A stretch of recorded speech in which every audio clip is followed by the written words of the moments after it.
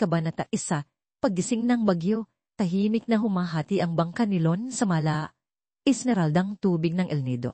Hindi ito bago, balat na ang pintura, at maraming bakas ng paggamit.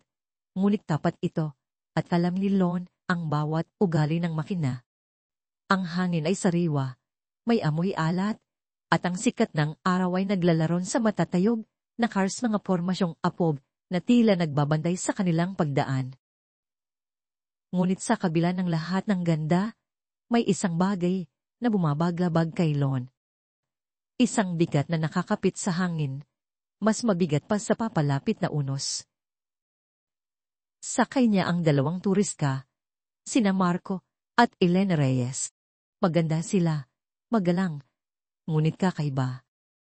Hindi sila nagtanong tungkol sa mga isda o sa alamat ng mga bato o sa pinakamalandang lugar para mag-snorkeling, tulad ng karaniwang ginagawa ng mga bisita. Sa halip, ang mga mata nila ay patuloy na naglilibot sa paligid, balisa. Minsan, nagsasalubong ang tingin nila kay Lon at sa mga sandaling iyon, may nagliliyab na pakikusap doon, isang pakiusap na hindi na kailangan ng salita. Alam ni Lon na may mali. Nararamdaman niya iyon sa kaba ng kanyang dibdib, sa pagtibok ng ugat sa kanyang leeg. Pinilit ni Lon na magpakita ng kalmado. Si Alon Bautista, o Lon sa mga taga, roon, ay isang anak ng dagat. At 30 taon na siyang nabubuhay sa ritmo ng mga alon at alam niya na ang pinakamakapayapang ibabaw ay minsan nagtatago ng pinakamalalim na panganib. Ang kanyang pangalang Alon ay tila predestinasyon ng kanyang kapalaran, palaging konektado sa malawak at bagong karagatan. Ngunit ngayon, ang dagat na minahal niya ay tila may babalang binubulong. Nasa gitna sila ng isang makitid na kipot, napapalibutan ng nagalakihang cars na tila mga higanteng sumisilip sa kanila. Ang tubig ay napakalinaw.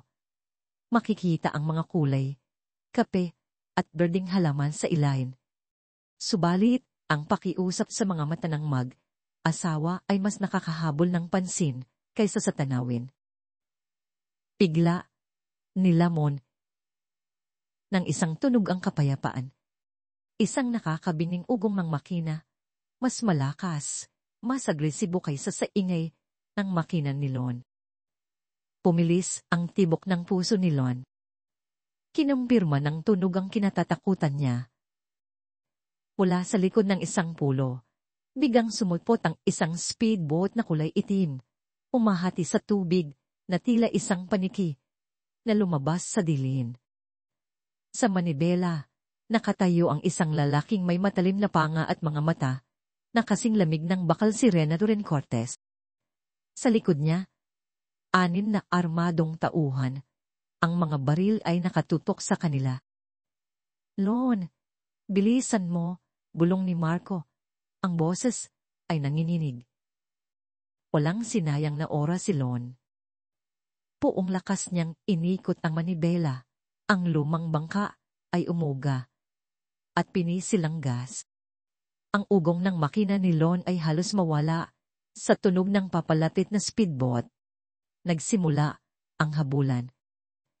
Tumaas ang adrenaline ni Lon. Ito ang kanyang teritoryo. Kilala niya ang bawat sulok at liko ng El Nido, ang bawat lihim na lagusan sa pagitan ng mga cars. Ang mga cars na ito, na itinuturing ng marami bilang malandang tanawin, ay ang kanyang labirint, ang kanyang kanlungan. Sumisid siya sa isang makitid na lagusan, halos sumayad ng bangka sa matalim na bato. Ang speedboat ay napilitang preno at maniobra, na wala ng kaunting distansya. Kumapit kayo, sigaw ni Lon. Ang boses ay puno ng tensyon. Sunod silang lumusot sa mga butas, sa mga kurba na halos dilimang bumabalot. Ang mga senag, ang araw ay tila pilit na sumisilip, lumilika ng mga sayaw ng liwanag at tanino. Ang mga bato ay malapit na, Tila handang sakmali ang kanilang bangka anumang oras. Ngunit alam ni Lon ang bawat paggalaw, bawat lalin, bawat daan. Ang kanyang mga kamay ay gumagalaw ng instinktibo. Ang kanyang mga mata ay nananatiling nakatutok sa unahan, sa pagitan ng panganib at kaligtasan. Dito tayo. Sigaw niya, itinuro ang isang lagusan na halos hindi makita, natatabunan ng mga lumot at paging. Ang speedboat ay hindi sumusunod sa mga ganitong lugar.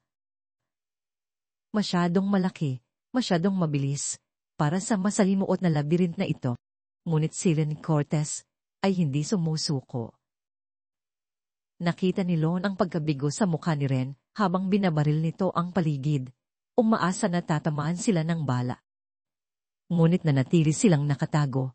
Sa ngayon, umabol sila sa loob ng ilang minuto. Ngunit ang dagat ay may sariling mga limitasyon. Bigla, narating ni Lon ang isang maliit na look, isang cove na napapalibutan ng mataas na karst. Walang ibang daan, palabas. Patay na ang dulo. Klap sila.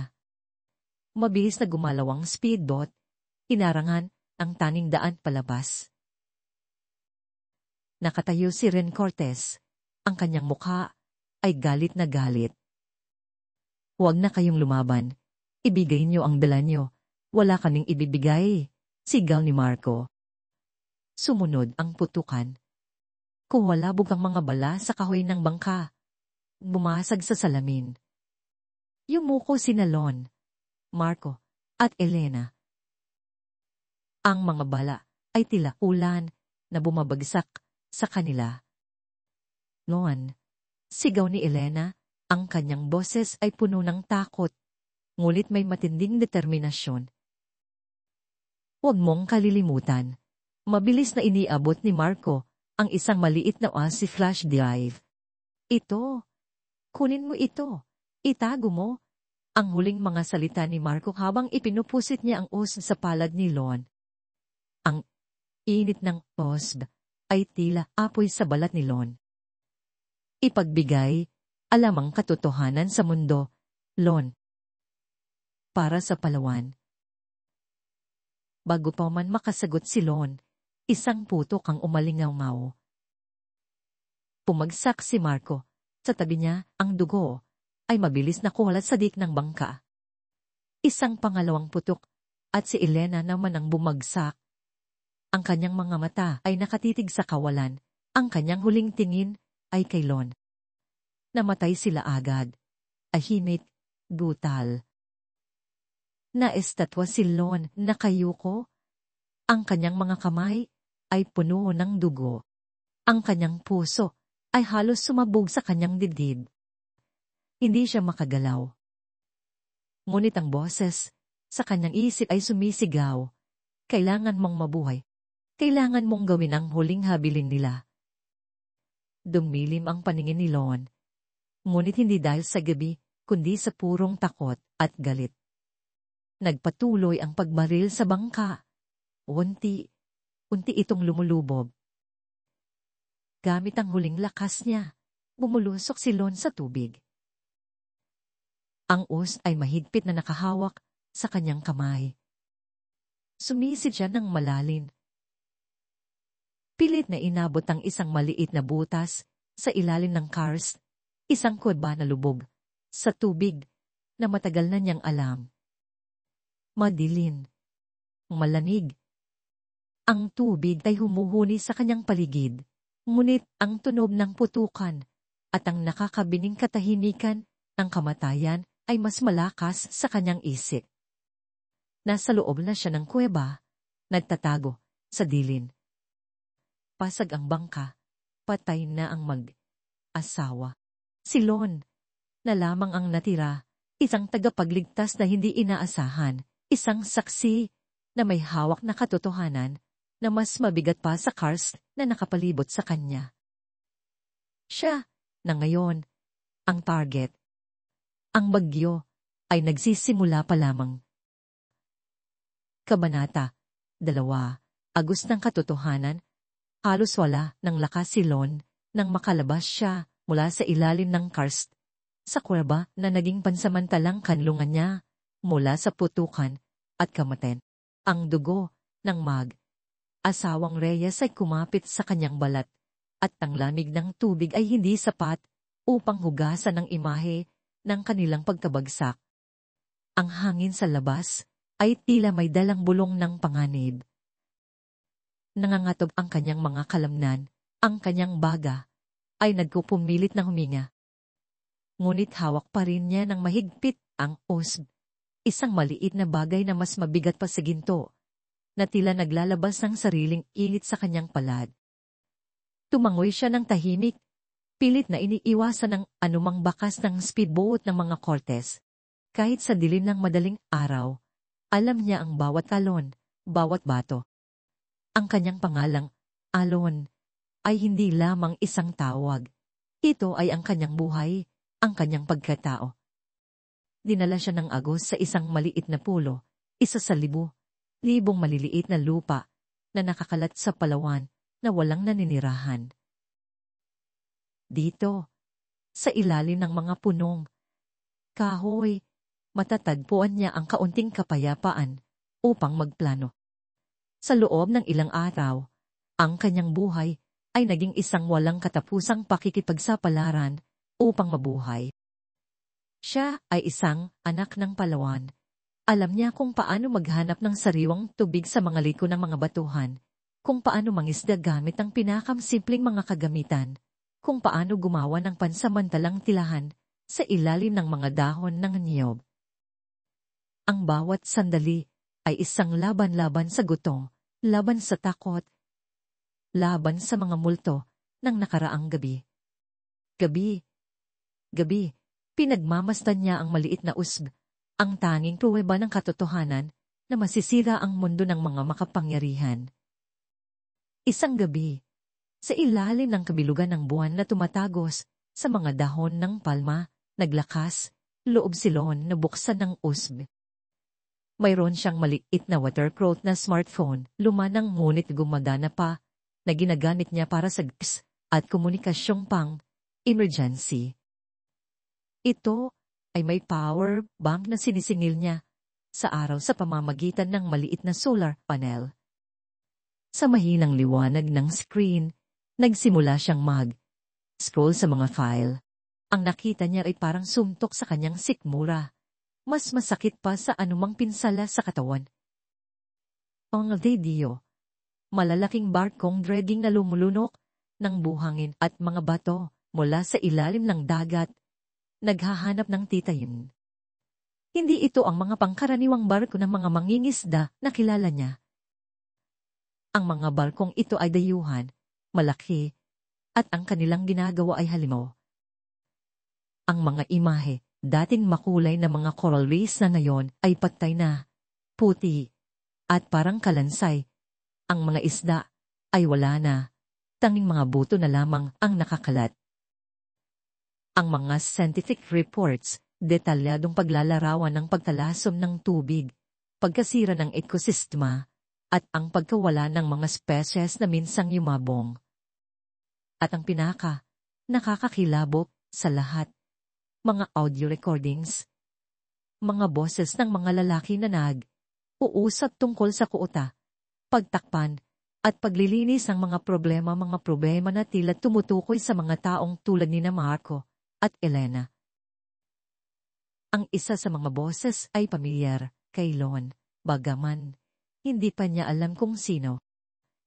Ang Titan, Martin, iyan ang pangalan ng kumpanyang ulit na nabanggit. At ang pangalan ni Gobernador Ramon Salazar ay laging kasunod ng pangalan ng kumpanya, isang anino na sumusunod sa isang halimaw. Si Salazar, ang tagapagtanggol ng kalikasan, ang visionary sa likod ng proyekto ng Eco Palawan. Ang katotohanan ay mas masakit kaysa sa anumang kasinungalingan. Si Salazar ay ang mastermind sa likod ng pagwasak sa Palawan. Ang kanyang Eco Palawan ay hindi isang proyekto ng pagliligtas, kundi isang maskara. Ang mga salitang para sa Palawan ni Marco ay umalingaw-ngaw sa kanyang isip. Sa mga sandaling iyon, ang takot ni Lon ay napalitan ng matinding galit at responsibilidad. Hindi na lang siya isang simpleng bangkero na naghahanap buhay. Siya ngayon ang tagapagbalita ng katotohanan, ang tagapagtanggol ng inang kalikasan na pinipilit sirain ng kasakiman ng tao. Ang kanyang pagiging alon, ang anak ng alon, ay nagbigay sa kanya ng bagong kahulugan. Habang nagtatago, nagsimulang makita ni Lon ang mga tanda ng pagkasila na dati niyang hindi napapansin. Ang mga isdang nalulutang sa dagat, may kakaibang kulay. Ang tubig na dati kristalino ay may bahid na ngayon ng kakaibang puti o dilaw. Ang mga rami ng mga coral reefs na dati dinaraanan niya, ngayon ay parang sementeryo ng mga buhay na nawala. Ang kanyang mga mata ay nagbukas at ang bawat tanamin ng kanyang minamahal na dagat ay tila nagsusumong ng isang tahimik na pagpatay. Ang mga patay na koral ay sumisigaw. Samantala, si Ren Cortez at ang kanyang mga tauhan ay hindi tumitigil sa paghahanap. Ang kanilang presensya ay tila isang nakakalat na lason sa buong Palawan. Sa mga baryo ng mangingisda, nagsimulang magkalat ang mga peking wanted posters. Ang larawan ni Lon, na dati isang simple at masayahing bangkero, ay ngayon ay may nakasulat na mamamatay, tao, at smuggler. Ang premyo para sa kanyang ulo ay sapat para silain ang katapatan ng kahit na sinong uhaw sa pera. Ang mga balita ay mabilis na kumalat tulad ng apoy. Ang mga tsismis ay nagbabago ng anyo sa bawat bibig na dinadaanan nito. Nakita si Lon na may dugo sa mga kamay. Siya ang pumatay sa mga turista at ninakaw ang kanilang mga gamit. Ang mga mangingisda na dati kakilala niya ay nagtatago ng kanilang mga tingin o kaya ay nagdududa. Alam ni Lon na kailangan niyang maging mas maingat kaysa dati. Ang kwentong ito ay nilikha ni Inday Andrea. Huwag kopyahe o gamitin muli ang audio o kwentong ito upang matiyak ang karapatang ari. Kinailangan ni Lon gamitin ang lahat ng kanyang kaalaman sa kalikasan upang manatiling buhay at malaya. Ang mga kagubatan ng mangrove ay naging kanyang mga dingding, ang mga hangin at agos ay naging kanyang mga gabay. Ang mga underwater caves ay naging kanyang mga silid, at ang mga tunog ng gabi ay naging kanyang mga bantay. Paminsan, nakakatanggap siya ng tulong mula sa ilang matatandang mangingisda na matapat pa rin sa kanya na nakakita ng tunay na Lon sa kabila ng mga kasinungalingan. Isang pagkain, isang basong tubig, isang babala tungkol sa mga patrol ng mga Cortez, maliliit na gawaing kabutihan na nagbigay sa kanya ng lakas upang magpatuloy. Nakita niya ang mga patrol boats ng mga Cortez na umiikot sa mga karaniwang ruta. Ang kanilang mga ilaw ay naghahanap ng anuman sa dilim. Naririnig niya ang mga tanong na ipinupukol ng mga tauhan ni Ren sa mga lokal. Ang bawat tanong ay isang pako na pumupunit sa kanyang pangalan. Si Ren Cortez, ang lalaking may matatalim na mata, ay tila isang anino na sumusunod sa kanya. May kakayahang hanapin siya sa pinakamalalim ng hukay ng Palawan. Ngunit ang bawat pagsubok ay nagpatigas kay Lon. Hindi na siya ang dating Lon na masaya at simple. Ang pagkawala ng mga reyes, ang pagkasira ng kanyang minamahal na dagat, at ang banta sa kanyang sariling buhay ay nagulma sa kanya. Siya ay naging mas matatag, mas mapanuri, at puno ng matinding pagpupunyagi. Ang agos ng katotohanan ay dumadaloy na sa kanyang mga ugat at alam niyang wala nang makakapigil sa kanya. Ang laban ay nagsisimula pa lamang, hindi lang para sa kanyang buhay, kundi para sa kaluluwa ng Palawan. Kabanata 3, lihim na landasa ang bawat alon na humahangpas sa kanyang bangka ay tila nagdadala ng bulong, ng kapaguran, at kawalan ng pag-asa. Si Lon, Halos lampas na sa kanyang limitasyon, ay nakasandal sa gilid ng lumulutang na kahoy. Ang kanyang mga mata ay nalalabo sa sikat ng araw at alat ng dagat. Mahigit 1 linggo na siyang nagtatago, lumulusot sa mga anino ng Palawan, isang multo na binubulungan ng mga peking akusasyon at ng tunay na takot. Ang kanyang pangangatawan ay payat. Ang kanyang mga labi ay tuyo. Ngunit ang hawak niya sa ay kasing higpit pa rin ng kanyang pagnanais na mabuhay at ibunyag ang katotohanan. Alam niyang hindi na niya kayang mag-isa. Kailangan niya ng tulong. Ang tanging lugar na pumapasok sa kanyang isip, ang tanging kanlungman na pakiramdam niya ay ligtas pa sa panahong iyon, ay ang islang kinalakan niya. Isang maliit na piraso ng lupa sa malayong bahagi ng El Nido na hindi gaanong dinarayo ng mga turista.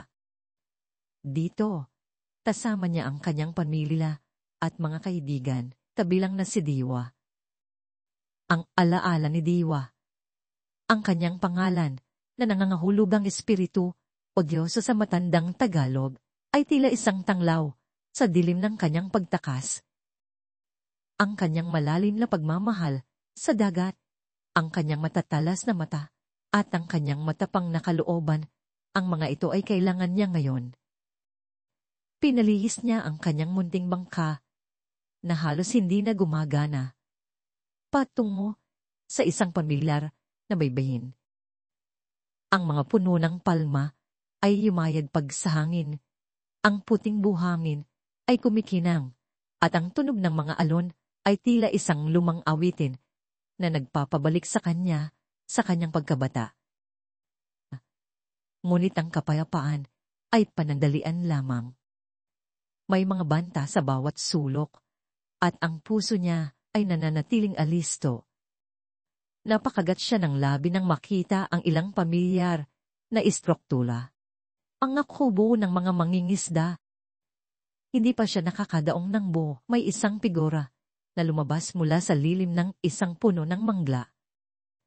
Isang babae, may buhok na itim at mahaba, balat na kayumangang sunog sa araw, at mga mata na kasing lalim ng dagat. Nakasuot siya ng simpleng shirt at short, may suot na salamin, at may dalang isang maliit na bag. Si Diwa. Nagkasalubong ang kanilang mga mata. Ang pagtataka ay agad nang umalili sa pagkabigla sa mukha ni Diwa.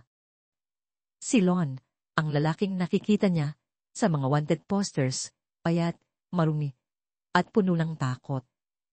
Ngunit sa likod ng lahat ng iyon, nakita pa rin ni Diwa ang batang Lon na kilala niya, ang batang may ngiti na kasing liwanag ng araw. Ang batang matapang na anak ng dagat. Bon. Ikaw ba yan? Ang tanong ni Diwa. Ang kanyang boses ay aalangan, may halong takot, ngunit may matinding pagtataka. Ang kanyang mga mata ay nakakita ng mga bakas ng pakikipaglaban sa katawan ni Lon, at ang kakaibang kaba sa kanyang dibdib ay nagpatunay na may mali. Diwa. Ang tanging lumabas sa bibig ni Lon, ang kanyang boses, ay basag. Halos hindi narinig. Hindi niya alam kung paano sisimulan, kung paano ipapaliwanag ang lahat ng nangyari. Ang pakiusap sa kanyang mga mata ay nagpahiwatig ng kanyang pagod. Ngunit may matinding pangangailangan. Agad na tumayo si Diwa, umakbang paatras. Ang mga tsismis, ang mga balita sa radyo, ang mga wanted posters na naglalagay kay Lon bilang isang mamamatay, tao at smuggler, lahat ng ito ay bumalik sa kanyang isip. Ngunit may isang bagay sa mga mata ni Lon, isang katapatan na hindi kayang lokohin na nagpakalma sa kanya. Bilang isang marine conservationist, sanay si Diwa sa pagtatasa ng mga sitwasyon at pagtingin sa kabila ng ibabaw. Lon, anong ginagawa mo dito? Mayroon kang kaso. Pinaghahanap ka ng mga awtoridad. Hinaing niya. Ang kanyang tinig ay may halong pag-aalala. Alam ko, Diwa. Pero kailangan mong makinig. Hindi ako ang akala nila. Hindi ako mamamatay. Tao. Hinakbang ni Lon papalapit. Ang bawat galaw ay maingat. Tila natatakot na baka tumakbo si Diwa. May dala ako, Diwa. Ang katotohanan. Inabot niya ang kanyang kamay. Hawak ang maliit na usg na tila isang huling hininga ng pag-asa. Sa ilalim ng aalinlangan na liwanag ng hapon, nakita ni Diwa ang determinasyon sa mga mata ni Lon. Ang kanyang instincts ay nagsasabi sa kanya na hindi ito ang Lon na inilalarawan sa mga balita. Kinuha ni Diwa ang usg. Ang lamig ng metal ay sumasalubong sa init ng kanyang palad. Anong meron dito? Sa lilim ng isang lumang puno ng niyog, malayo sa mga mata ng mga tsismoso, isinalaysay ni Lon ang lahat. Mula sa pagiging balisa ni na Marco at Elena, sa marahas na paghabol, sa nakakabinging putukan, hanggang sa huling pakiusap, para sa Palawan, ang kanyang boses ay nanginginig sa galit at kalungkutan, ngunit malinaw ang bawat salita. Ipinakita niya ang mga pasa at sugat sa kanyang katawan, ang mga bakas ng pagtakas. Ang mga luha ay naglandas sa kanyang mga pisngi habang inaalala ang brutal na pagpatay sa mag-asawa. Habang nagsasalita si Lon, nagsalubong ang mga piraso ng puzzle sa isip ni Diwa. Bilang isang marine biologist na nagtatrabaho sa isang lokal niyo, matagal na niyang napapansin ang mga kakaibang pagbabago sa ekosistema ng dagat. Ang mga coralis na unting namamatay, ang mga ilog na may kakaibang kulay, ang biglaang pagkawala ng mga species ng isda. Ang kanyang mga ulat ay madalas na ibinabaliwala o kaya ay pinagtatawanan. Hindi niya mapangalanan ang sanhi, ngunit ramdam niya ang malalim na sakit sa kanyang minamahal na karagatan. Nang ipakita ni Lon ang mga nilalaman ng ng mga video ng dredging, ang mga larawan ng patay na koral, ang mga audio recordings na nagbabanggit sa Titan Martin at sa pangalan ni Gobernador Ramon Salazar, umilaw ang kanyang mga mata. Salazar, dulong niya. Ang kanyang mukha ay namutla. Ang echo, Palawan niya. Ang lahat ay nagkaroon ng kahulugan. Ang proyekto ni Salazar na tila promote ng ekoturismo at conservation ay isa lamang panakip, butas. Isang maskara para sa mga iligal na operasyon ng pagmimina ng titan. Isang sopistikadong paraan upang hugasan ng pera at sirain ang kalikasan sa ilalim ng bandila ng pag-unlad. Ang kanyang mga ulat ay hindi ibinabalewala, sinasadya itong tinatago. Ang pag-aalinlangan ni Diwa ay napalitan ng matinding galit at matibay na paninindigan. Ang batang Lon na minamahal niya, ang batang Alon na anak ng Alon, ay hindi isang mamamatay, tao. Siya ay isang saksi, isang biktima, at ngayon, isang bayani.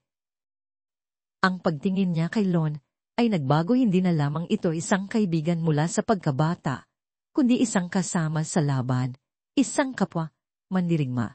Lon, sabi niya, ang kanyang tinig ay matatag, puno ng damdamin. Naniniwala ako sa iyo. Ang mga salitang iyon ay tila bumubura sa lahat ng sakit at pagod ni Lon.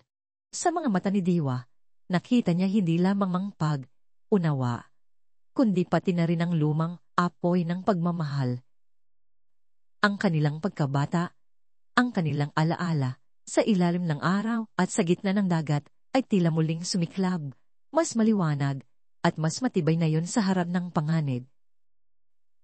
Ang takot ay hindi nawala, ngunit mayroong isang bagong uri ng lakas na nagsimulang dumaloy sa kanilang dalawa, ang lakas ng dalawang kaluluwa na magkasama sa isang layunin, Ang lakas ng isang tunay na pag-ibig na nabuhay muli sa gitna ng unos. Kailangan nating ipakita ito sa mundo, Lon, sabi ni Diwa. Hawak pa rin ang hindi lang sa Pilipinas, kundi sa mga international media at environmental organizations. Sila lang ang may lakas na kalabanin ang isang tulad ni Salazar. Ito ang kanyang dumain ang agham, ang batas, ang network ng mga organisasyon. Ipinakita ni Diwa ang kanyang kahandaan na gamitin ang kanyang century background upang suportahan ang rock evidence ni Lon. Sinimulan nilang maglatag ng isang plano.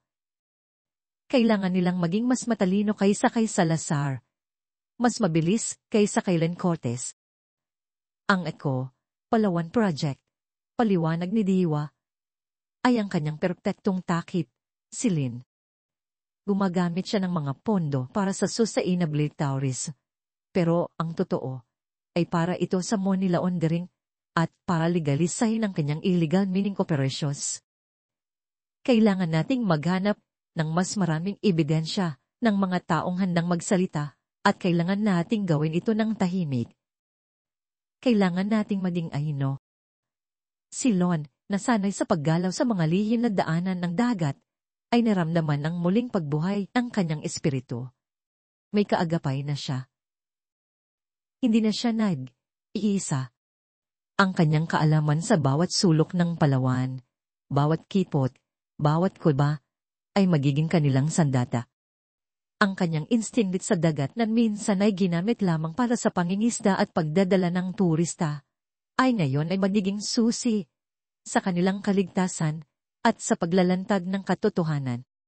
Nagpatuloy ang pag-uusap nila. Hanggang sa gabi, ang bawat salita ay isang hakbang patungo sa isang mapangayod na kinabukasan. Ang lihim na landas na kanilang tatahakin ay hindi madali, ngunit sa unang pagkakataon, mula nang mangyari ang trahedya, naramdaman ni Lon ang isang matinding pag-asa. Sa tabi ni Diwa, ang kanyang alon ay tila muling nabuhay. Ang kanilang pagmamahalan ay hindi na lamang isang alaala, kundi isang puwersa na magtutulak sa kanila na harapin ang dilim para sa Palawan. Ang bagyo ay hindi pa tapos, ngunit ngayon, mayroon na siyang kasama upang harapin ito. Kabanata 4. Lambat ng panganib ang kalmado, halos mapayapang, na dagat sa pagitan ng mga pulo ay tila isang malaking, nakabukang aklat na aaralan ni Lon at Diwa. Sa bawat talon na humahampas sa gilid ng kanilang lumang bangka, na pinangalanan na ni Lon na pag-asa bilang tanda ng kanilang bagong misyon, ay mayroong bulong ng panganib at pangako. Ang pag-uusap nila noong gabing iyon sa ilalim ng niyog ay nagbukas ng isang lihim na landas, at ngayon, kasama ang na dala ni Lon, handa na silang sumisid sa mas malalim na katotohanan. Hindi na sila basta nagtatago. Sila ay naghahanap. Kailangan natin ng mas maraming ebidensya, Lon. Paliwanag ni Diwa, habang tinitignan ng mga mapa ng dagat. Ang kanyang mga mata, na dati puno ng pag-aalala, ay ngayon ay may matalim na suyip ng determinasyon. Ang mga video at reports sa ay matibay.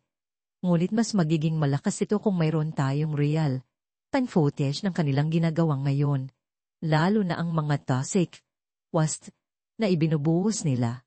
Si Lon, na mas matatag na ngayon at may bagong tindig, ay tumango. Alam ko pang mga lugar na pinagtatagwan nila ng kanilang mga barko, Diwa.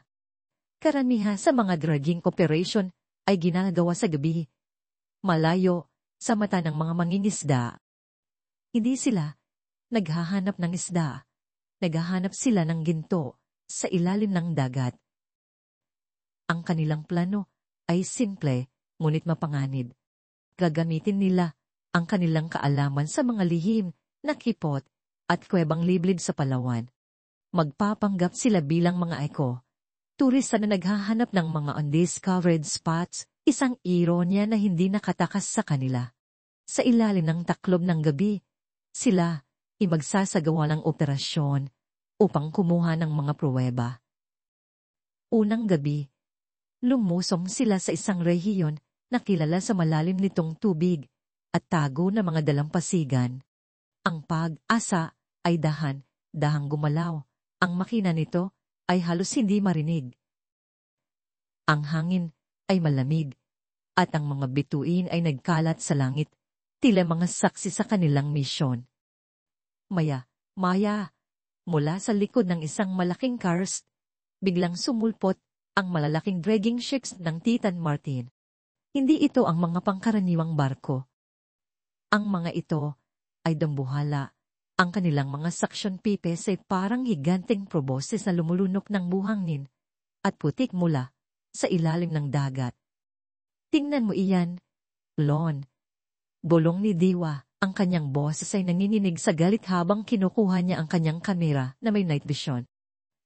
Gabi, pinapatay nila ang dagat natin. Nakita ni Lon ang mga ilaw ng barko na nagbibigay liwanag sa tubig. Ang dating malinaw na kulay, esmeralda ay ngayon ay isang maputik na kulay. Kape, na tila luha ng dagat. Ang ingay ng makina ng dragging ay umalingaw-ngaw sa paligid, isang paalala ng kanilang tahimik na pagpatay. Gamit ang kanyang kahusayan sa paglangoy at ang kanyang kaalaman sa ilalim ng dagat, sumisid si Lon. Hawak niya ang isang waterproof camera. Ang malamig na tubig ay yumakap sa kanya, ngunit ang galit sa kanyang puso ay mas mainit pa. Lumusot siya sa ilalim ng mga barko. Ang kanyang mga mata ay nanlalabo sa pagkabilak. Ang mga coral reefs na dating buhay na buhay ay ngayon ay patay na, parang mga kalansay na sumusuko sa kadiliman. Ang mga isda ay wala na. Ang tanging natitira ay ang mga putik at dumi na ibinubuga ng mga barko. Ang mga pipes na naglalabas ng kemikal ay naglalabas ng isang nakakapanindig, balahibo na amoy. At ang mga bubbles na lumalabas ay iiwan ng kakaibang marka sa tubig. Kinunan niya ang bawat detalye, ang bawat patay na koral, ang bawat bahagi ng pagkasira. Nang siya'y umakyat muli sa bangka, nanginginig siya hindi lamang sa lamig, kundi sa matinding galit. Diwa. Ang lahat ay patay. Ang lahat ay sira. Niyakap ni Diwa si Lon, ang kanyang kamay ay mahigpit na nakahawak sa kanyang likod. Alam ko, Lon. Alam ko. Pero ito ang kailangan natin, ang katotohanan. Ang kanilang mga krimen ay hindi na maitatago. Sa sumunod na mga araw at gabi, ipinagpatuloy nila ang kanilang misyon. Naghanap sila ng mga lugar na may camouflage net na nagtatago sa mga illegal mining sites sa mga isla.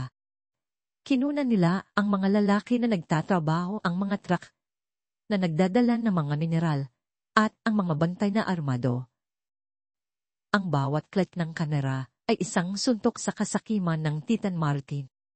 Ngunit ang kanilang mga paggalaw ay hindi nakatakas sa mga mata ni Ren Cortez. Ang lambat ng panganib ay unting humihigpit. Si Ren, na determinado na patunayan ang kanyang katapatan kay Salazar, ay nagpakalat ng kanyang mga tauhan sa lahat ng sulok ng Palawan. May mga bagong mukha na nakikita sa mga baryo ng mangingista, mga lalaki na nagpapanggap na turista o negosyante. Ngunit ang kanilang mga mata ay laging naghahanap, nagmamatiyag. Ang mga lumang kaibigan ni Lon ay nagbigay ng babala, pabulong, sa tuwing nagkakaroon sila ng pagkakataon. May mga mata sila sa lahat ng dako.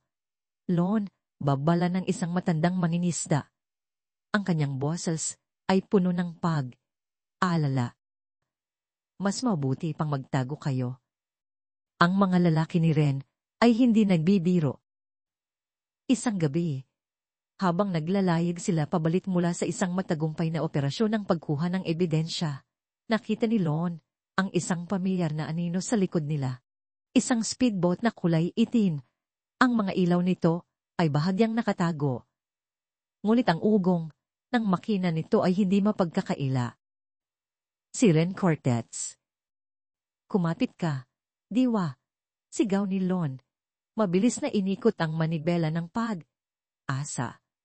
Ang kanilang bangka ay muling sumisid sa dilim. Ang makina ay umugong ng buo. Nagsimula na naman ang habulan, ngunit sa pagkakataong ito, mas matindi, mas marahas. Si Ren ay nagkaroon na ng ideya sa mga ruta ni Lon, kaya't mas mahirap ang pagtakas. Ang mga bala ay muling sumipol sa hangin, mas malapit sa kanila kaysa dati. Lon, sa kanan, may makitid na kipot doon, puno lang mga mangroves. Sigaw ni Diwa, ang kanyang mata ay nakatutok sa X at sa mapa. Hindi na lamang siya isang marine biologist, isa na siyang navigador, isang kasamang mandirigma. Sumunod si Lon. Ang kanyang mga kamay ay mahigpit na nakahawak sa manibela. Alam niya ang bawat mangrove, bawat ugat na nakalabas. Ngulit ang speedboat ni Ren ay mas mabilis at mas agresibo. Mayroon akong ideya. Sigaw ni Diwa. Lon, sa susunod na kitot, dahan ka. Mayroon tayong kailangang ihagis, naunawaan ni Lon. Habang lumulusot sila sa isang napakakitid na lagusan, kung saan ang speedboat ni Ren ay kailangang magpreno upang hindi bumangga. Mabilis na kinuha ni Diwa ang isang lumang lambat ng isda na nakita niya sa bangka, na may nakakabit na mga lumang kahoy at bato. Layon. Sa perpektong timing, inihagis ni Diwa ang lambat sa tubig, eksaktong sa harap ng paparating na speedboat. Ang lambat ay kumalat, at ang mga bato at kahoy ay mabilis na lumubo. Ano yon? Sigaw ni Ren Cortez. Nakita ang biglaang pagharang. Uli na ang lahat. Ang propeller ng speedboat ay agad na nasabit sa lambat. Umugong ang makina. Pagkatapos, ay tumigil ng may malakas na kalabog. Ang speedboat ay biglang huminto. Ang mga tauhan ni Ren ay nabato sa kanilang kinatatayuan. Nakuha mo. Sigaw ni Lon. Ang ngiti sa kanyang mukha ay halo ng pagod at tagumpay. Ngunit hindi pa tapos ang laban. Nagtatago sila sa isang liblib na kuweba. Ang liwanag ng araw ay bahagyang tumatagos sa butas sa itaas. Ang puso ni Lon ay mabilis pa ring tumitibok, ngunit ang kanyang mga mata ay nanatiling nakatutok kay Diwa. Nakita niya ang lakas sa bawat galaw ni Diwa, ang katalinuhan sa bawat desisyon. Hindi na siya ang dating Lon na naghahanap lamang ng turista. Siya ay naging isang protector, isang mandirigma, na handang gawin ang lahat para sa kanyang minamahal at para sa Palawan. Lon, magaling ka. Bulong ni Diwa, ang kanyang kamay ay dahang hinapros ang pisngi ni Lon. Sa lahat ng ito, lumakas ka. Ikaw rin, Diwa. Tugon ni Lon, ang kanyang kamay ay humawak sa kamay ni Diwa. Mas matalino ka kaysa sa inaakala ko. Ang ating pagkakasundo. Ito ang ating sandata.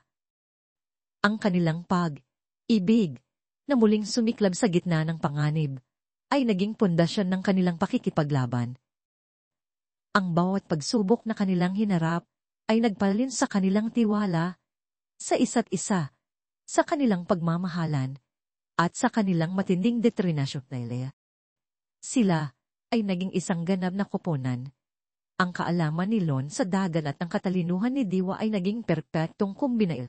Habang nagpapahinat sila sa kuweba, ang mga detalye ng pagkasira ng kalikasan ay muling umalingaw sa kanilang isip. Ang mga patay na koral, ang maputik na tubig, ang tahimik na pagpatay sa buhay ng dagat, ang lahat ng ito ay nagbigay sa kanila ng bagong lakas upang magpatuloy. Ang lambat ng panganib ay mas humihigpit, ngunit sila'y hindi na iisa. Ang kanilang asa ay mas maliwanag kaysa sa anumang takot. Ang susunod na hakbang ay mas delikado, ngunit handa na silang harapin ito. Magkasama. Kabanata 5. Pagtuklas sa puso ng hininga ng dagat ay malamig pa rin sa kanilang mga pisngi. Ngunit ang init ng katotohanan na natuklasan ni Lon at Diwa sa loob ng mga coral reefs na unting namamatay ay mas nagbabaga. Ang asa, ang kanilang tapat na bangka ay dahang humihimas sa mga alon pabalik sa isang mas malaking pulo na malapit sa kabihasnan. Sa loob ng ilang araw, naging matagumpay sila sa pagkuha ng mga footage at larawan ng mga illegal na operasyon ng Titan Martin. Subalit habang tinitignan ni Diwa ang mga bagong ebidensya sa kanyang laptop, isang malalim na pagkabahala ang sumagi sa kanyang mukha. Hindi pa ito sapat, Lon. Bulong niya. Ang kanyang mga mata ay nananatiling nakatutok sa screen. Ang kanyang boses ay puno ng pagkabigo. Ngunit mayroon ding matinding determinasyon. Ang mga footage ng fragging at ang mga patay na coral ay magpapatunay ng pagkasila ng kalikasan, oo. Ngunit para tuluyang mapatalsik ang isang gobernador na tulad ni Salazar, kailangan natin ng mas mabigat. Kailangan natin ng internal witness ng isang tao mula sa loob ng kanyang sistema na handang magsalita o isang detektor sa kanyang planong matagal na niyang pinlano. Umupo si Lon sa tabi niya. Ang kanyang mga mata ay nakatitig sa malawak na dagat. Nauunawaan niya ang sinasabi ni Diwa. Si Salazar ay hindi lamang isang simpleng ari ng kumpanya, isa siyang politiko na may hawak na kapangyarihan at impluwensya. Ang kanyang palawan ay malaking propaganda at kailangan nila ng isang bagay na sisira sa imaheng iyon mula sa loob. Pero, paano? Sino ang maglalakas? Loob na labanan siya.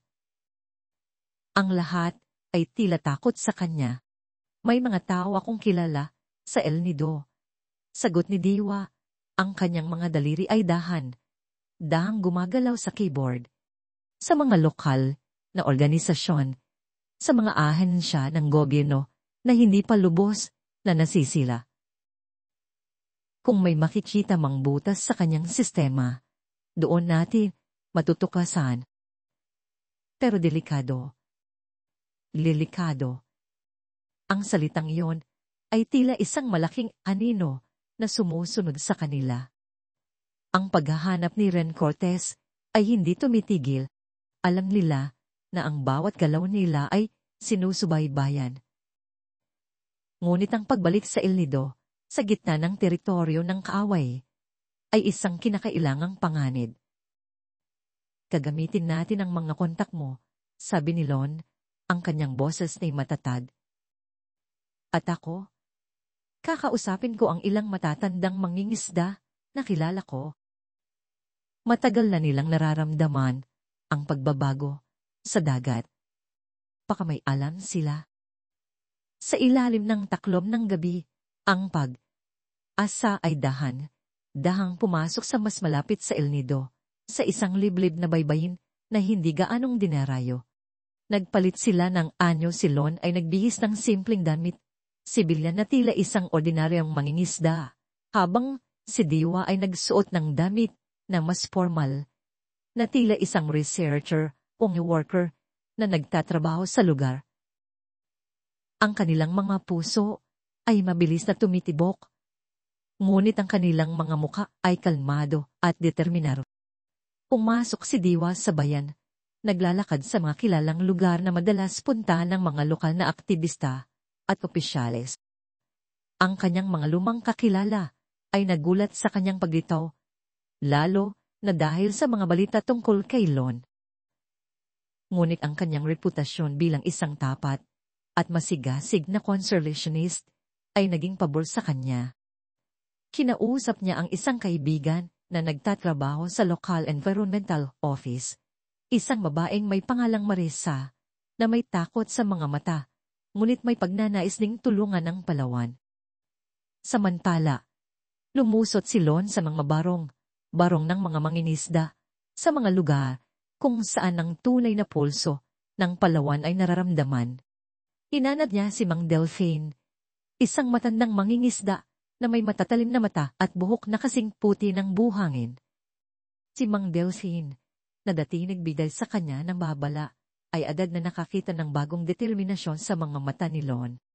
Alon, bulong ni Mang Delphine, habang aalok ng isang tasa ng kape. Bakit ka nagbalit? Ang mga taon ni Ren ay nasa lahat ng dako. Kailangan kong gawin ito, Mang Delphine, sagot ni Lon. Ipinaliwanag ang tungkol sa at ang katotohanan tungkol kay Salazar. Sumilig si Mang Delphine sa paligid bago siya magpatuloy. Alam ko na, may mali, Alon. Ang dagat ay nagbabago. Ang mga isda ay nawawala. Pero hindi ko akalain na ganito kalaki ang kanilang ginagawa. Ang Palawan. Ito ay kasinungalingan. Sa tulong ni Mang Delphine, nagawa ni Lon na makausap si Kuya Ben, isang dating kamag. Aral ni Diwa na ngayon ay isang junior official sa Local Planning and Development Office. Si Ben, isang tahimik at mabait na lalaki, ay tila nasisikmura sa ginagawa ng kanyang mga kasamahan. Nagkita si Lon, Diwa, Mang Delphine, at Kuya Ben sa isang liblib na lugar sa labas ng bayan. Isang kubo sa gitna ng mga niyog. Ang dilim ng gabi ay naging kanilang kasapi. Ang nakita ninyo sa ay totoo, Diwa, Lon, panimula ni Kuya Ben. Ang kanyang boses ay nanginginig sa takot at galit. Mas malala pa, si Gobernador Salazar. Siya mismo ang may ari ng Titan Martin. Ang proyektong Palawan ay ang kanyang perpektong front. Ang salitang perfect front ay tila gumuhit ng lamig sa buong paligid. Ipinaliwanag ni Ben ang bawat salita ay isang pahayag ng katotohanan na naglalantad sa kasamaan ni Salazar. Ginagamit niya ang Palawan upang manipulahin ang mga batas sa paggamit ng lupa at dagat.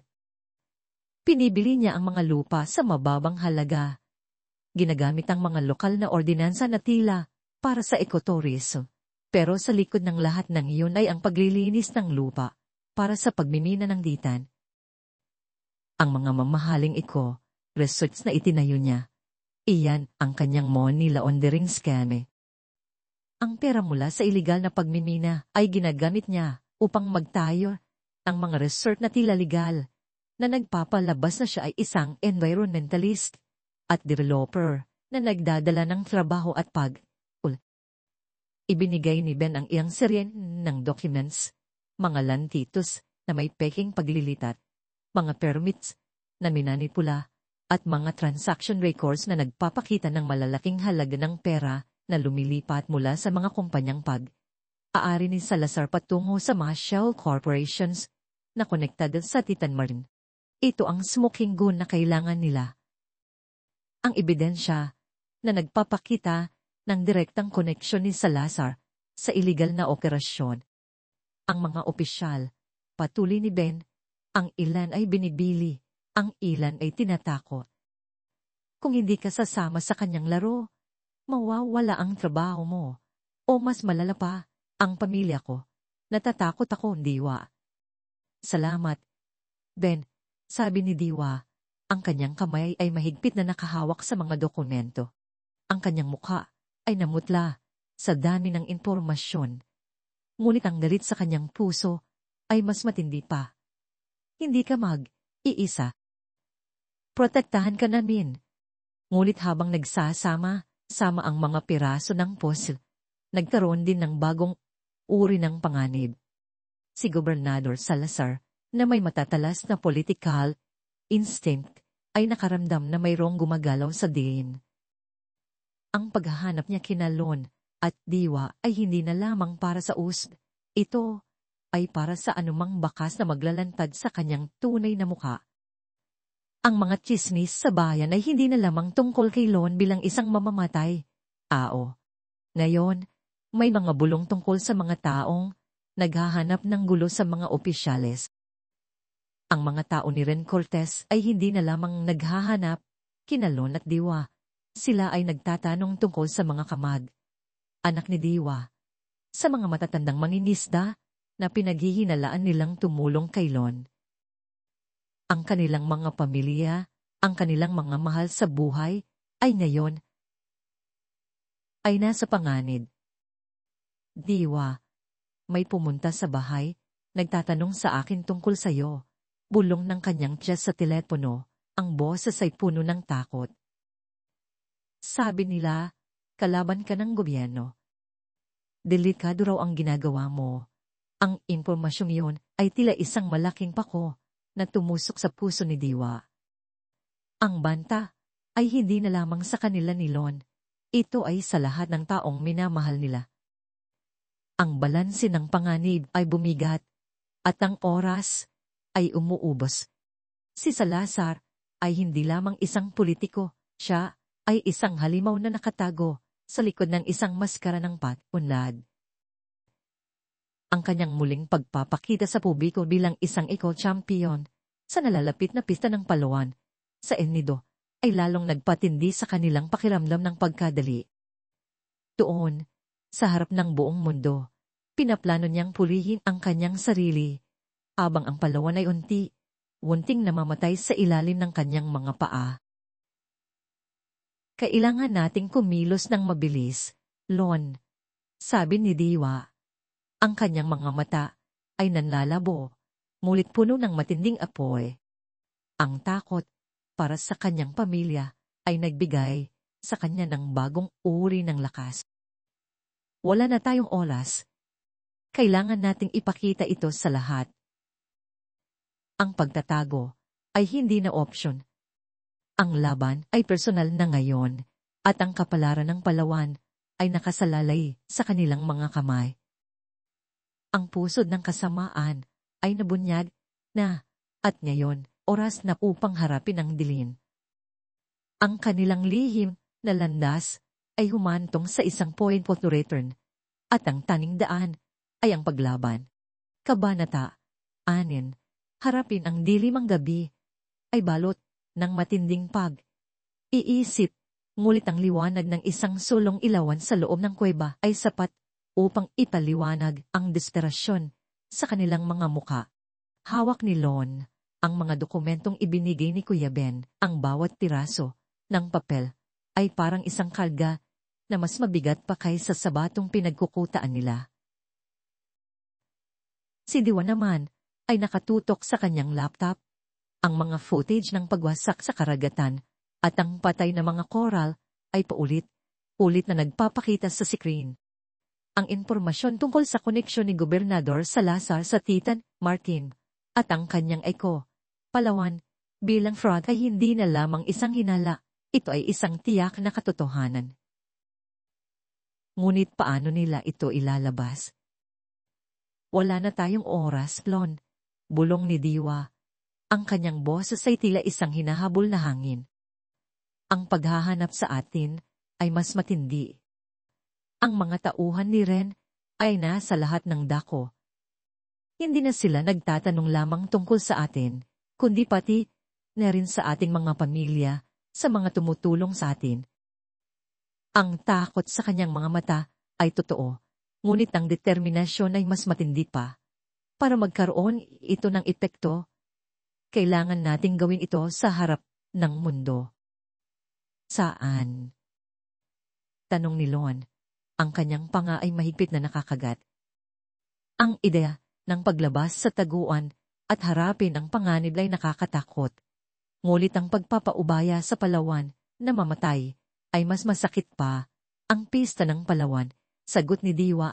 Ang kanyang daliri ay itinuro sa isang artikulo sa screen. Gaganapin ito sa El Nido sa loob ng 2 araw. Isang malaking selebrasyon ang kultura at turismo. Doon, magbibigay ng keynote speech si Gobernador Salazar tungkol sa sustainable ecotourism at conservation. Naroon ang lahat ng lokal at international media. Ito ang perpektong sandali para sirain ang kanyang maskara. Isang pista ng Palawan na pinangunahan ng taong sumisira sa Palawan. Isang malaking kabalintunaan. Mapanganib. Iyan, diwa. Naroon ang lahat ng tauhan ni Salazar. Alam ko, tugon ni Diwa, ngunit ito ang nating tanging pagkakataon. Kailangan natin ng isang tao na may kredibilidad at abot sa international media. Nakikilala ko si Manolo Manny Reyes, patuloy niya. Isang tanyag na international investigative journalist na Pilipino. Narinig ko na nasa Manila siya at cover sa festival. Alam kong mapagkakatiwalaan siya. Magpapadala ako ng coded message sa kanya sa pamamagitan ng lumang network ng conservationists na kilala ko. Ang plano ay nabuo. Kailangan nilang makalusot sa El Nido nang hindi namamalayan, makipagkita kay Manny Reyes, at ihayag ang katotohanan sa mismong oras ng talumpati ni Salazar. Ito ay isang suicide mission, ngunit sa kanilang mga mata, ang kapalaran ng Palawan ay mas mahalaga kaysa sa kanilang sariling buhay. 2 araw ang lumipas na tila isang hininga. Ang paglalakbay patungong El Nido ay puno ng tensyon. Ang asa ang kanilang tapat na bangka ay tahimik na humahati sa mga alon. Ang ilaw ng buwan ay ang tanging gabay. Si Lon, na may matatalas na mata, ay patuloy na nagmamasid sa paligid, bawat anino ay tila isang bantay ni Ren. Si Diwa naman ay mahigpit na nakahawak sa kanyang bag, kung saan nakalagay ang USB at ang mga dokumento. Ang mga babala mula sa mga matatandang mangingisda na tahimik na nagbigay sa kanila ng pagkain at tubig, ay laging umalingaw sa kanilang isip. Ingat kayo, Alon, Diwa. Bulong ni Mang Delphine habang ibinibigay sa kanila ang isang maliit na tela. Ang hangin ay may dalang panganib. Ngunit ang dagat ay kasama ninyo. Nang makalapit sila sa El Nido, bumulaga sa kanila ang isang kakaibang tanawin. Ang dating payapang bayan ay ngayon ay puno ng ilaw, musika, at tawanan. Ang mga bandera ng pista ng Palawan ay nakasabit sa lahat ng sulok. Ang mga tao ay nagsasaya. Ang tunog ng gitara at tambol ay umalingaw sa hangin. Ngunit sa likod ng lahat ng kasiyahan, mayroon silang nararamdamang lamig. Ito ang perpektong maskara ng kasamaan. Dahang lumusot sila sa isang liblib na baybayin, malayo sa mata ng mga tao. Ikinubli nila ang asa sa loob ng isang maliit na kuweba. Nagbihis sila ng ordinaryong damit, sinubukan na makisama sa dami ng tao. Ngunit ang bawat paggalaw ay maingat, ang bawat tingin ay puno ng pagtatago. Ang pangunahing entablado sa plaza ng El Nido ay nagliliwanag. Ang malalaking LED screens ay nagpapakita ng mga video ng Eco, Palawan, mga larawan ng malinis na dagat, masayang mga turista, at si Gobernador Salazar na nakangiti. Tila isang tunay na environmentalist. Ang mga tao ay nagkumpulan, naghihintay sa kanyang talumpati. Ang mga reporter mula sa iba't ibang bansa ay naghahanda ng kanilang mga kamera at mikropono. Naroon siya, bulong ni Diwa. Itinuro ang isang lalaking may matangkad na pangangatawan at matatalas na mata na nakatayo sa gilid ng entablado, abala sa aayos ng kanyang mga kagamitan. Si Manny Reyes. Ngunit bago pa man sila makahakbang papalapit, May pumigil sa kanila. Lon, Diwa. Akala niyo ba makakatakas kayo sa akin? Ang boses ay kasing lamig ng kamatayan. Si Ren Cortez, na may matalin na sulyap, ay nakatayo sa likuran nila, kasama ang 10 armadong tauhan. Ang mga ito ay nakasuot ng mga itim na shirt, ngunit ang mga baril sa kanilang mga kamay ay malinaw na nakikita. Ang musikang nagpapasaya sa pista ay tila naging isang soundtrack sa kanilang paghabol. Ben, sabi ni Lon, ang kanyang kamay ay dahang gumalaw patungo sa kanyang tagiliran. Wala nang takas, Lon. Ibigay niyo ang WASB at ang mga dokumento. Tapusin na natin ito. Ang mga mata ni Ren ay nagliliyab sa galit. Hindi kailanman, sagot ni Diwa, ang kanyang boses ay matatag. Sa isang iglap, nagsimula ang kaguluhan. Gumalaw si Lon ng mabilis. Hinila si Diwa papalayo sa mga tauhan ni Ren. Ang mga tao sa paligid ay nagulat, nagtatago, nagtakbuhan. Ang mga security guards ng festival ay walang magawa. Natatakot din sa mga tauhan ni Ren. Sa bangka, sigaw ni Lon. Kailangan nating makapunta sa bangka. Tumakbo sila sa mga makitid na kali ng El Nido, sa gitna ng nagkakagulong dami ng tao. Ang mga tauhan ni Ren ay sumusunod, pilit na gumagapang sa likod nila. Ang bawat pagliko ay isang pagkakataon, bawat anino ay isang kanlungan. Naghagis sila ng mga upuan, nagpapagulong ng mga kariton upang harangan ang daan ng mga humahabol. Hindi ka makakatakas. Alon, sigaw ni Ren, na tila isang asong baliw na humahabol. Nang marating nila ang pantalan, bumungad sa kanila ang dagat na tila naghihintay. Naroon ang pag-asa, ang kanilang pag-asa. Ngunit naroon din ang 3 speedboats ng mga Cortez na nakahanda. Diwa, ikaw muna. Sigaw ni Lon, itinulak si Diwa patungo sa pag-asa. Ako na ang bahala rito. Ngunit bago pa man makaakyat si Diwa, biglang bumulaga ang isang grupo ng mga mangingisda. Ang mga ito ay ang mga taong tinulungan ni Lon, ang mga taong nakikita ang katotohanan. Si Mang Delphine ay nasa harapan. Hawak ang isang matalim na paddle. Huwag kayong dumaan dito. Sigaw ni Mang Delphine, hindi niyo kayang saktan ang alon namin. Ang mga mangingisda ay nagsimulang gumamit ng kanilang mga bangka, nagpaharang sa daan ng mga kores. Lumikha sila ang isang gulo sa pantalan. Ang kanilang mga bangka ay nagsalpukan, ang kanilang mga boses ay nagtaas. Ang bayanihan ay nagising.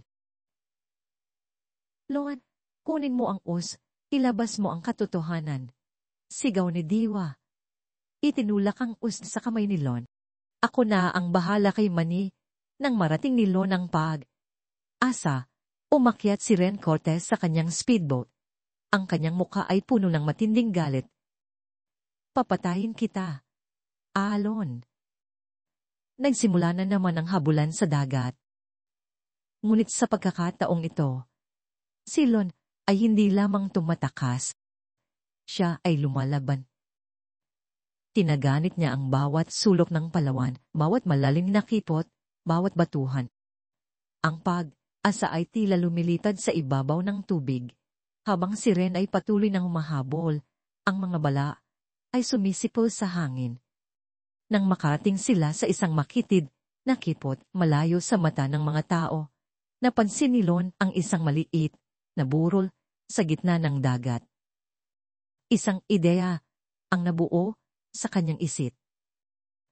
Ren, tapusin na natin ito, sigaw ni Lon, na tila hinahamon ng kaaway. Mabilis niyang inikot ang pag-asa. Direkta patungo sa speedboat ni Ren. Nagulat si Ren, ngunit hindi siya umatras. Tarantado ka. Nang magsalubong ang dalawang bangka, mabilis na lumukso si Lon sa speedboat ni Ren. Ang OSB ay mahigpit na nakahawak sa kanyang kamay. Nagsimula ang isang matinding labanan sa loob ng mabilis na tumatakbong speedboat. Si Ren, isang dating marine, ay malakas at sanay sa pakikipaglaban. Ngunit si Lon, ang anak ng dagat, ay mas matindi. Ginagamit niya ang bawat galaw ng alon, bawat indayog ng bangka bilang sandata. Sinuntok niya si Ren sa mukha, sinipa, sa tiyan. Ang dugo ay umagos sa kanyang bibig. Sa huling lakas, tinulak ni Lon si Ren patungo sa gilid ng bangka. At sa isang iglap, bumagsak si Ren sa dagat, walang malay.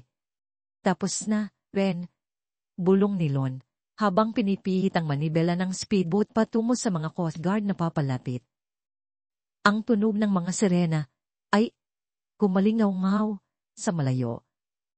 Samantala sa plaza, ang kaguluhan ay patuloy.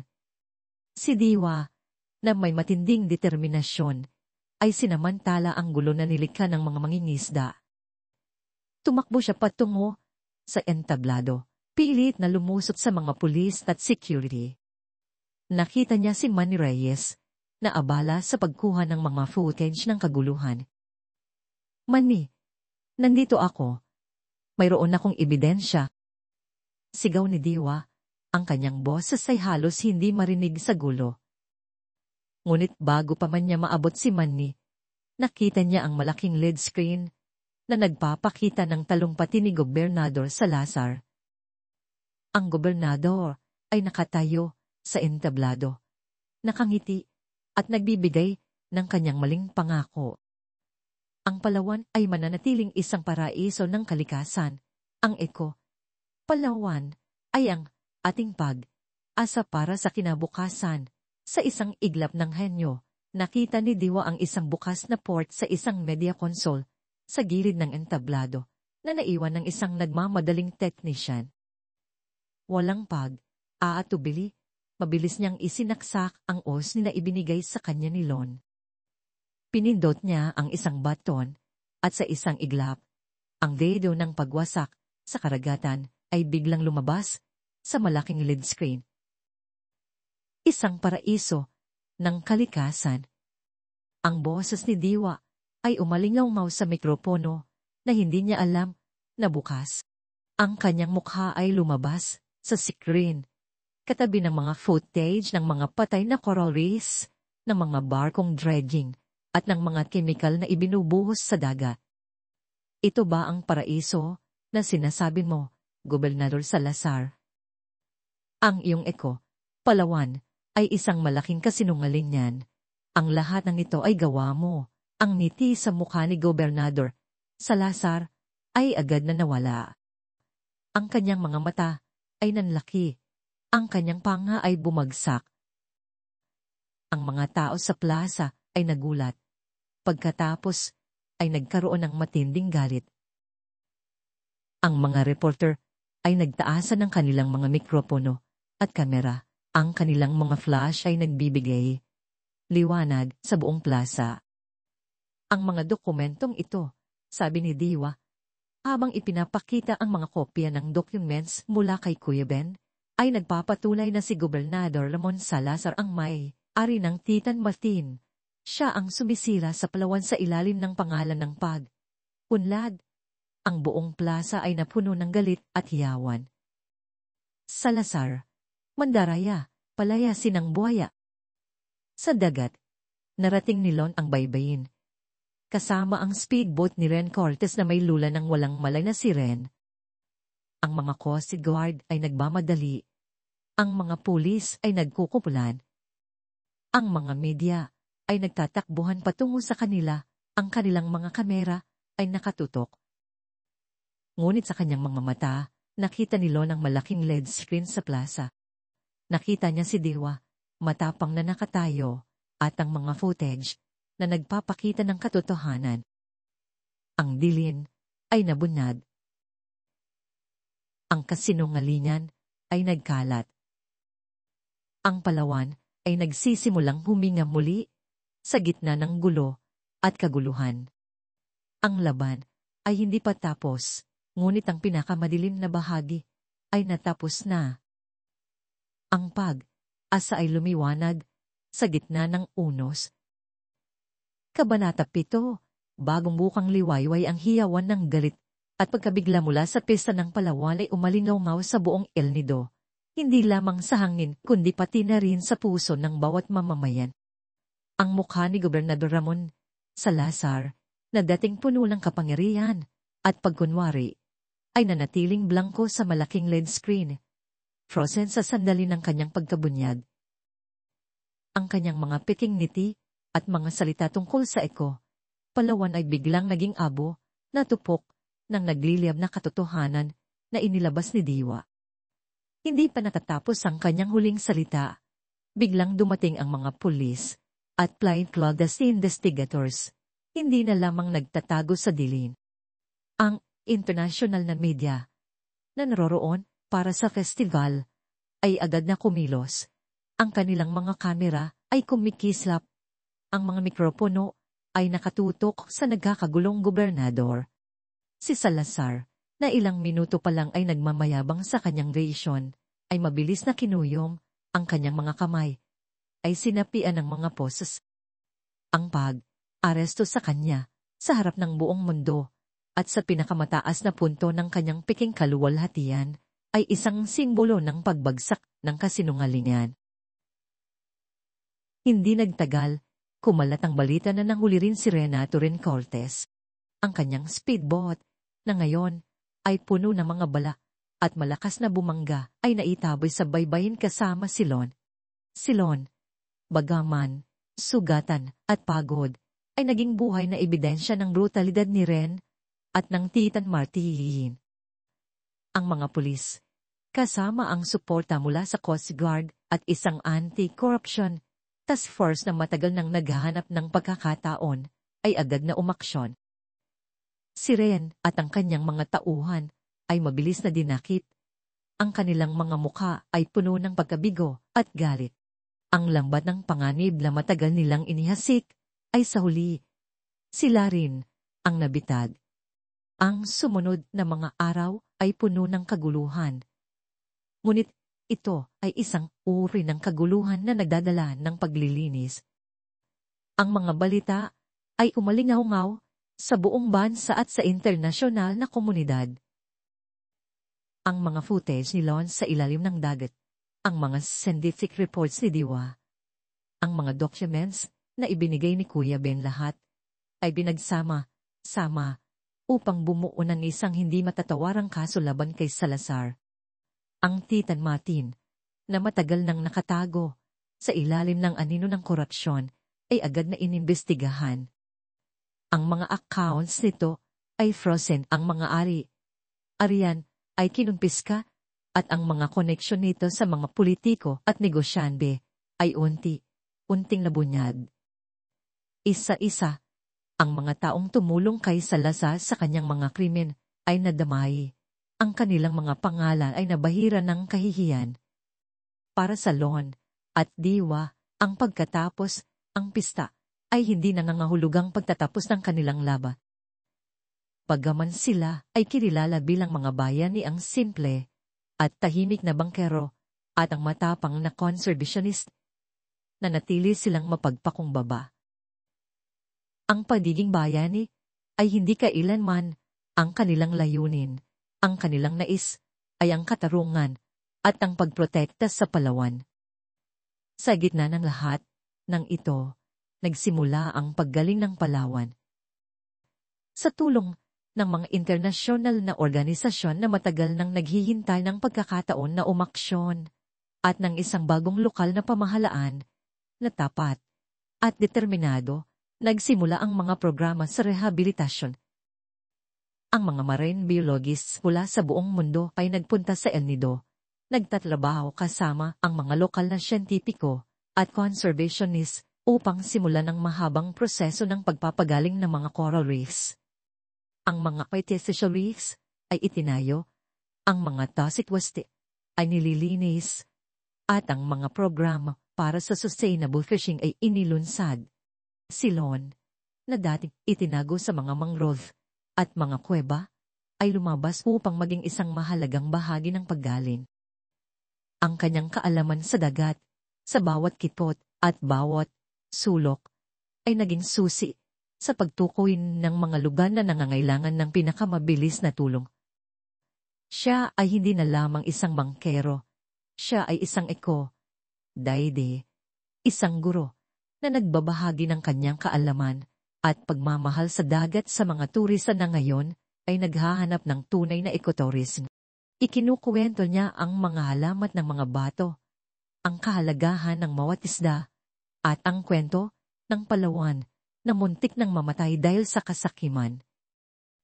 Ang kanyang pag-asa, na naging saksi sa lahat ng kanilang laban, ay ngayon ay isang barko ng pag-asa na nagdadala ng mga bagong henerasyon upang matuto at humanga sa kagandahan ng dagat.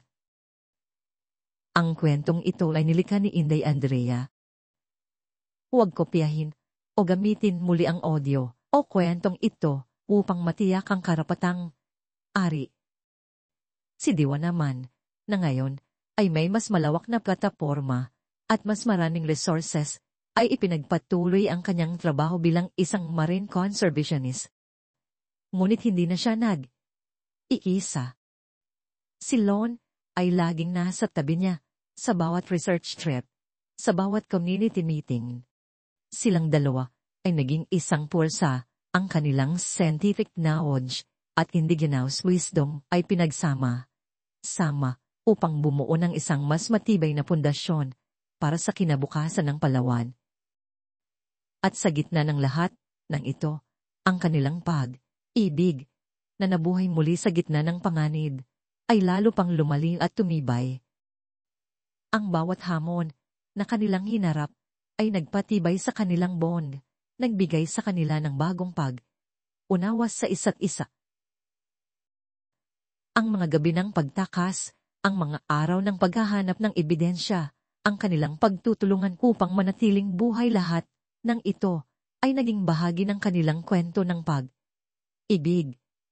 Wala nang mas magandang patunay ng kanilang pagmamahalan kundi ang kanilang pangako na mananatili silang magkasama, hindi lamang bilang magkasintahan, kundi bilang mga tagapagtanggol ng Palawan.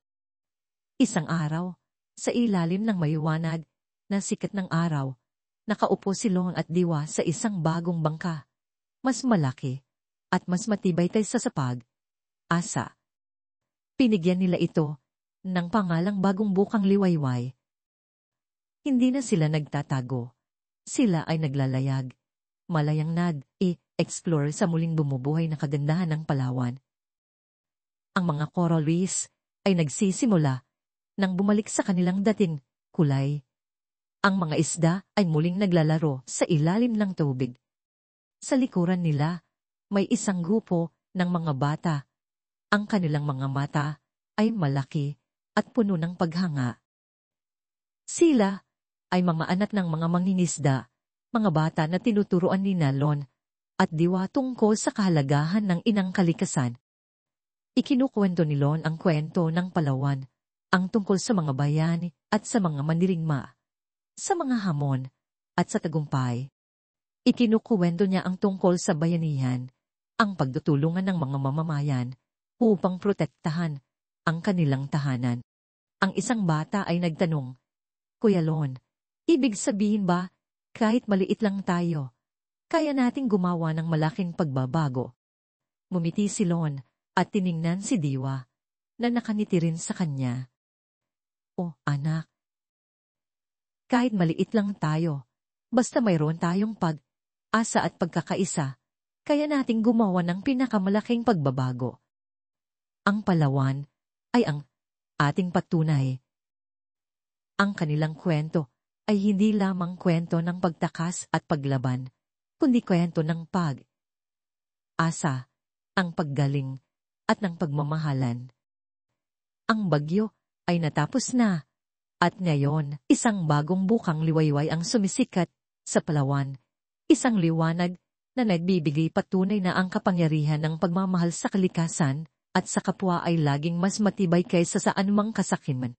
Ang kanilang alon at diwa, ang mga anak ng dagat, ay naging liwanag para sa kinabukasan ng Palawan.